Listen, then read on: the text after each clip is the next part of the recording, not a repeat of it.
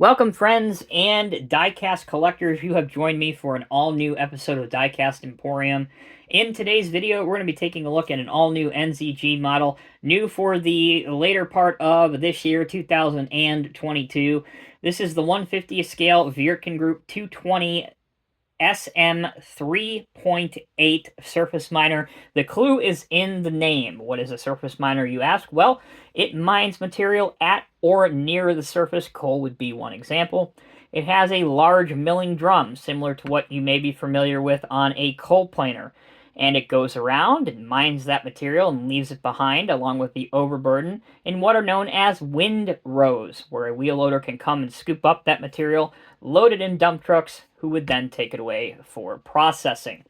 Back to the 220. You can see that it comes in a very nice professional style squared off box, and they've kind of superimposed the real machine on the moon for the background picture, which quite frankly, I like a lot.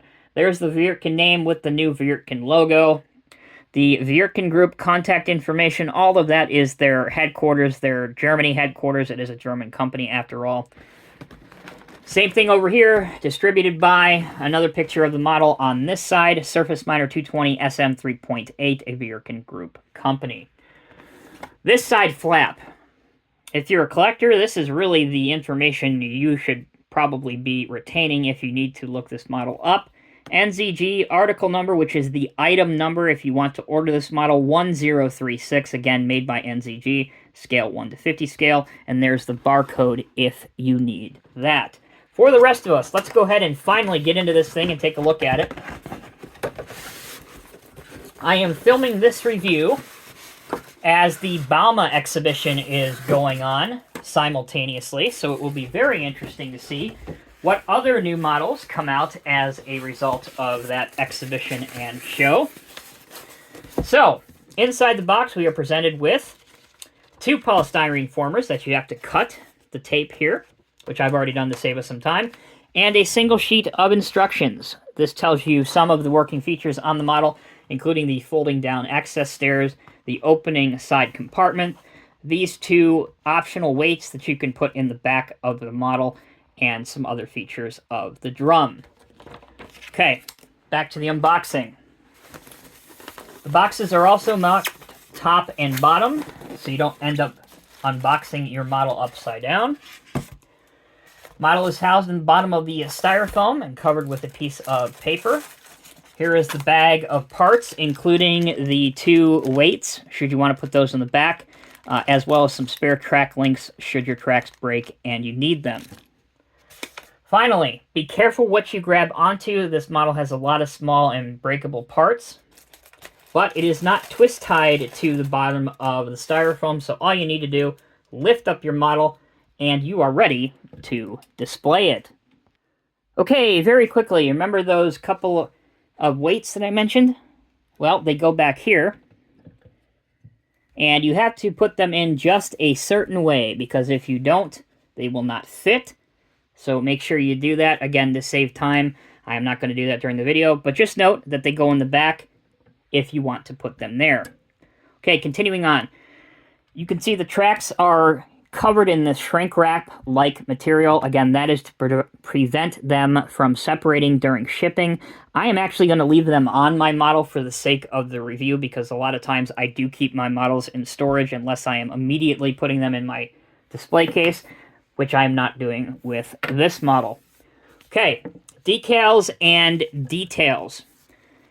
Generally speaking, every single model that I have seen or I own in my collection that NZG does for the Wirtgen Group, whether it be a Wirtgen model, a Ham model, a Kleemann Crusher model, or a Vogel Paver model, the decaling and the paintwork is excellent. This model is no exception. You can see the orange stripe, very, very nice. You can immediately tell the cream color with the gray and the orange stripe. From a mile away, this has to be a Wirtgen product. That's their brand. That's their identity. You can see the gray around the milling drum casing. Moving towards the front, here's the cab where the operator would sit for this machine. If you look close, it may be a little bit hard to pick up on camera, but there's actually a second seat off to the operator's left-hand side where perhaps maybe a junior operator would sit, or a supervisor even, or maybe even an operator in training would sit. Here is your folding down access stair, and this is where, of course, anybody that wants to gain access to the machine for whatever reason would do so that way. The walkways all throughout the machine, photo etched and see-through. Your mirrors, grab rails. I do think these grab railings, based on the pictures and the promotional video of the real machine that I have seen, I do think they're a little bit large, but not too much to totally kill the model for me. Moving along to the left-hand side of the model, here's your 2 exhaust stack tips with holes in it. That's, of course, where the machine's exhaust would exit the machine. And Wirtgen logo here as well. The back has the large red and white warning chevrons along with the Wirtgen square and the Wirtgen name written out at the bottom there. There's 2 large fans as well as the perforated grille covering. And then again, just to mention it so everybody understands, that's where the 2 additional ballast weights would go if you wanted to do that. Looking from the top of the machine down, very impressive detailing continues with your motor detail, your exhaust detail, and in the back you can see the steering mechanism for the rear tracks because all 4 tracks do steer this machine in the real world. And then finally there's your flashing beacon light. For the last of the detail, take a look at that massive milling drum. Remember during the introduction I said that this is the working end of the machine. This is what mills up the material, and I gave the example of coal. Each of these teeth are tungsten carbide teeth, just like on a coal planer, and they need to be replaced regularly. And you can see that the tips of them have been highlighted with some silver paint. A very, very nice touch. So that's the details and the decals. Let's transition now to functionality. Okay, for functionality, we do have an opening side panel, just like that. Again, might be hard to pick up on camera because the components are almost all black and plastic. That's really hard to pick up on video, so I apologize for that. But it is nice to look inside when you have it in person. Already showed you the folding down ladder, but hey, why not do it again? Again, that's where the individuals would climb up and inside the cab. All right. Moving over on this side. This is your drum. You can lower or raise the casing and the whole drum, but really the biggest way to adjust the height of this machine is actually by adjusting the track frame height themselves. All 4 of them are adjustable, and you can raise them up and down like I'm doing. So for right now, we're going to pull them all the way down for their fullest extent. And then finally, you can close the back of this up as well, just like that. And then the last bit of functionality on this model, you've now seen it now 3 times, is the opening rear portion or the rear door, which you can use to display the model getting some maintenance done, just like the other maintenance door. Or if you really wanted to get cool, you could have a service truck and rig up a little small crane and show that loading the ballast weights into the back. Okay, how does this look on a lowboy?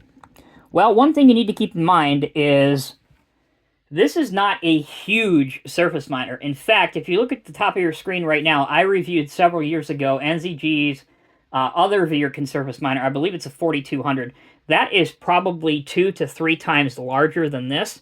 I bring that up to say this. If you have a Rogers lowboy, which I have here, a sword lowboy, and you outfit it with the extended outriggers out like I have here. You can't see it because the model's blocking it.